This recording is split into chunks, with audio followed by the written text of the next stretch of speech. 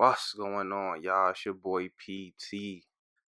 Oh man, and today I got this video of the top 5 teams that just wasn't lucky enough or wasn't great enough or they didn't have the right dominoes for in order for them to win the NBA championship. Now I'm not going to include the Golden State Warriors of last year because that would just be way too easy. So without further ado, these are my top 5 greatest teams to not win the NBA championship. I don't want to reach too far back, so I'm going to only include one 90s team, and that 90s team is the 1995-1996 Supersonics. Being led by Gary Payton and Sean Kemp and coached by George Karl, they ran through the West, winning 64 games. Looking at the stats, they did not have a 20-point per game scorer. Now, can you imagine the best team in today's NBA, the best player on that team, not averaging 20 points per game? That's pretty much crazy. I mean, I think the Spurs did it, I think a year or two ago. I think 2 or 3 years ago. Don't quote me on that though. So the team basically ran through Gary Payton and Sean Kemp, who both averaged 19 points per game, with Sean Kemp averaging 11 rebounds and Gary Payton averaging 7 assists. Now you might ask yourself, out of all the 90s teams, why the Supersonics? Well, this Supersonics team basically was cursed because they ran into Michael Jeffrey Jordan the year that he won 72 games. Now I know this could be said for basically every 90s team in that era, but what if Michael Jordan didn't make it to the 95 finals? I truly believe the Seattle Supersonics would have won that ring, but that's neither here nor there. Number 4, the 2011-2012 Chicago Bulls. With Derrick Rose leading the way, they also had Carlos Boozer, Joakim Noah, and Luol Deng, plus a sharpshooter in Kyle Culver. With Tom Thibodeau leading the way and newly crowned MVP Derrick Rose, the team took off flying, winning 62 games.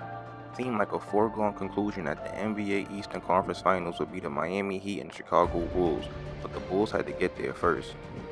In the first round, they made quick work of the Indiana Pacers. In the second, they did the same thing with the Atlanta Hawks, making a primetime matchup with LeBron James and the Big Three versus the newly crowned MVP Derrick Rose and the Chicago Bulls. Now, me personally, I didn't hate LeBron James, I didn't hate Dwayne Wade or Chris Bosh, but I just did not want them to win any rings whatsoever, especially in their first year. I did not want to see that happen. So I was going for the Chicago Bulls. I remember vividly seeing LeBron James switching on pick and rolls, making it his personal mission to stop Derrick Rose. That's how bad of a man this man was.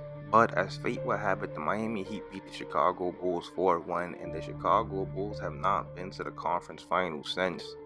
Number 3, the 2011-2012 Oklahoma City Thunder. Now, I don't know how in the world they got this one wrong, but you can't build a better foundation than Kevin Durant, Westbrook, Harden, and Serge Ibaka. Like, it doesn't get much better than that. With head coach Scott Brooks calling the plays in a lockout short season, the OKC Thunder finished 47-19. Carrying that momentum into the playoffs, they ended up sweeping at Dallas Mavericks 4-0 in the first round. In the second round, they squared off against Kobe Bean Bryant and beat those Lakers 4-1. And in the Western Conference Finals, they faced off against Tim Duncan, beating him and his Spurs 4-2. This is where it gets crazy, man. I don't know what happened to James Harden. I don't know what he was doing before games, after games, between games, during team meals. I don't know what happened to this dude, but he must have ran out of his Michael Jordan magic juice or magic water, whatever it is, because he straight got Space Jam. I mean, the whole squad played horrible.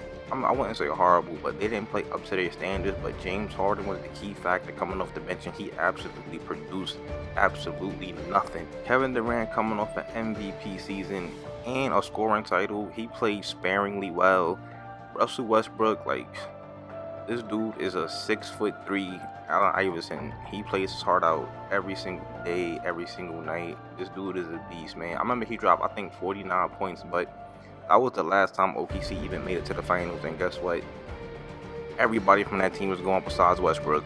Unreal. And I'm not even an OKC fan, and I'm mad, shaking my head. Number 2, the 2006-2007 Phoenix Suns. Now this right here, this is when I first started watching basketball as like a real die-hard fan. And let me tell you, these Suns were absolutely monstrous. With Nash leading them, coming off of back-to-back MVPs, they was looking unstoppable. I mean, Jesus Christ, that pick and roll with him and Amari was, oh my God, like words can't describe that pick and roll. It was basically unguardable. But as fate would have it, second time saying that of course, they ran into the San Antonio Spurs. With Steve Nash and Mark Stoudemire and Sean Marion leading the way, the Suns came back with a vicious comeback in Game 4, but in the last minute of that game, Robert Horry decided to go completely haywire, pushing Steve Nash into the scorer's table. Controversy was right behind that action as Mark Stoudemire and Boris Diaw left the Phoenix Suns bench, forcing the NBA to suspend them for Game 5 and Game 6 of an important, heated series. Now, the Phoenix Suns ended up losing the series 4-2, but it doesn't kill the fact that they had a hell of a team that year. Number 1, the 2001-2002 Sacramento Kings. Now, this team was stacked with Lottie Divac, Chris Webber, Bobby Jackson, Doug Christie, Hito Turkoglu, Peja Stojakovic, and Mike Bibby. They looked like a powerhouse in the West. Finishing the season 61-21, the Sacramento Kings looked like the NBA's favorite to knock off the two-time defending champion LA Lakers. They ended up meeting in the Western Conference Finals, leading the LA Lakers 3-2. But in Game 6, it all went left, and the NBA got its biggest black eye in the league it ever had. Now, it's widely known this game was rigged.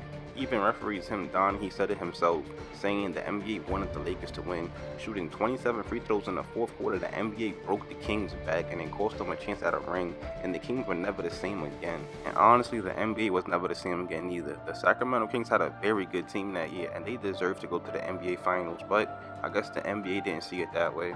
And those are my top 5 teams, y'all. Hope y'all enjoyed. Make sure y'all stone cold stunner rock bottom that like button. Make sure y'all hit that subscribe button. It's your boy PRIMETIMEROBB, man, and I am out of here.